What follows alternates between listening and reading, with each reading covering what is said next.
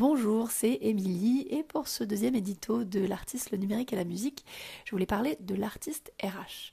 Alors pour, entre guillemets, réussir dans la musique, on dit qu'il faut savoir repérer les opportunités lorsqu'elles se présentent et judicieusement les saisir avant qu'elles ne disparaissent. S'en créer aussi, si besoin, et on dit aussi qu'il faut du talent et de l'argent, une bonne stratégie numérique et une forte dose de chance. Enfin, on dit, et c'est vrai, qu'il faut surtout rencontrer les bonnes personnes. Et c'est là où l'artiste RH entre en jeu. Étonnamment, l'artiste RH est une expression que l'on n'entend jamais, alors que la capacité d'un ou d'une artiste à se constituer une bonne équipe est pourtant l'une des clés majeures de son succès. Bien s'entourer professionnellement ne se réduit pas à pourtant assembler des compétences.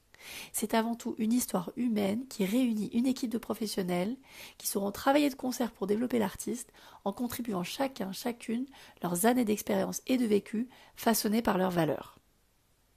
D'où l'importance aussi de se voir en tant qu'artiste RH, à diriger les ressources humaines autour de son propre projet, que l'on soit artiste entrepreneur ou non, artiste managé ou non. Mais comment bien s'entourer professionnellement, même si on connaît le fonctionnement de l'industrie et qu'on nous recommande des gens à contacter? Comment savoir si ces personnes, aussi compétentes, motivées et reconnues soient-elles, vont être les meilleures pour son projet à ces différents stades de carrière? Je partage ici quelques conseils simples, inspirés de ma propre expérience, qui, je l'espère, pourront être utiles à toutes et à tous, y compris lorsqu'on ne fait que commencer dans le milieu. Tout d'abord, fixer et se fixer un cap. Puisque tout part de l'artiste, commençons par le commencement. Quels sont ses rêves, ses ambitions et ses priorités? Quelles sont ses limites aussi à titre professionnel et personnel? Il est essentiel de déterminer des objectifs précis et de les assumer pleinement afin de mieux les partager avec son entourage pro et permettre à toute son équipe de mieux comprendre là où l'artiste veut aller et par quel chemin.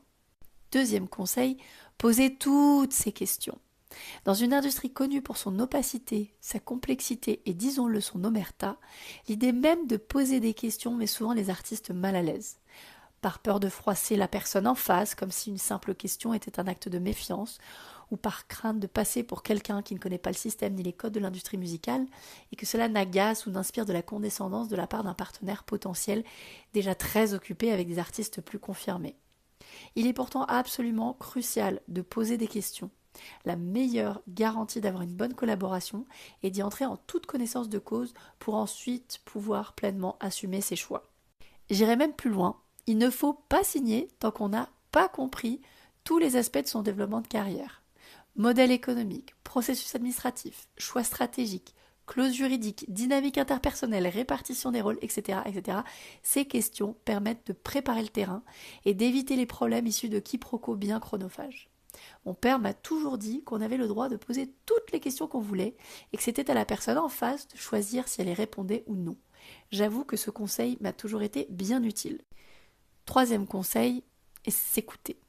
C'est sûrement le plus difficile à faire, mais votre corps sait mieux que vous et votre tête si vous êtes au bon endroit et entouré des bonnes personnes. Se sentons à l'aise avec ce partenaire potentiel. Écoutez et respectez, en confiance, en sécurité. Que se passerait-il en cas de désaccord et comment ce désaccord serait-il résolu?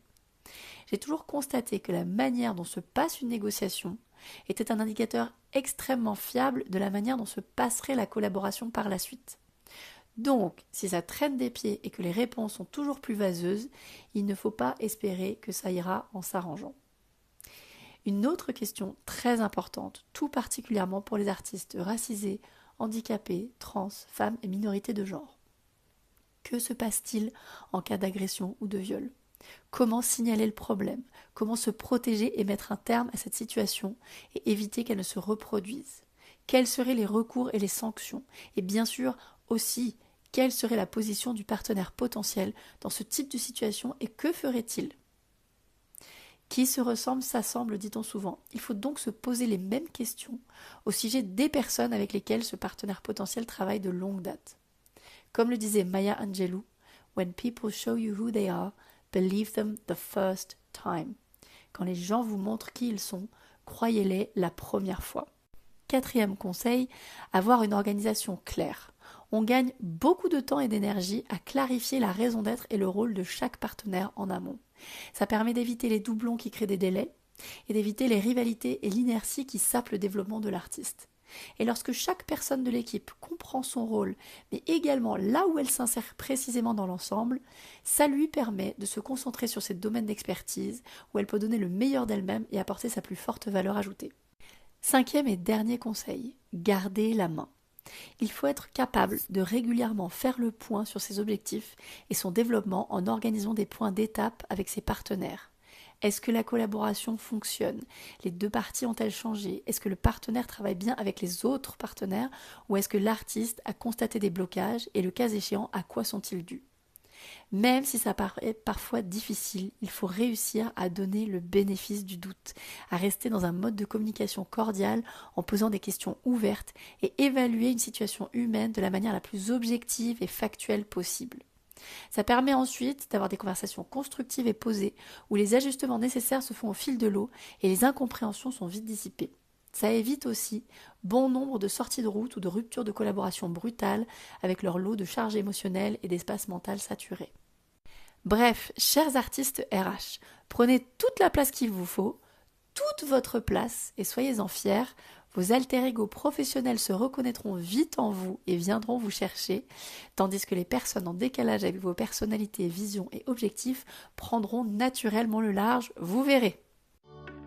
Merci d'avoir suivi cet épisode jusqu'au bout. N'hésitez pas à vous abonner à notre newsletter en scannant le QR code qui s'affiche à droite de l'écran ou en cliquant sur le lien dans la description. À très bientôt pour le prochain épisode.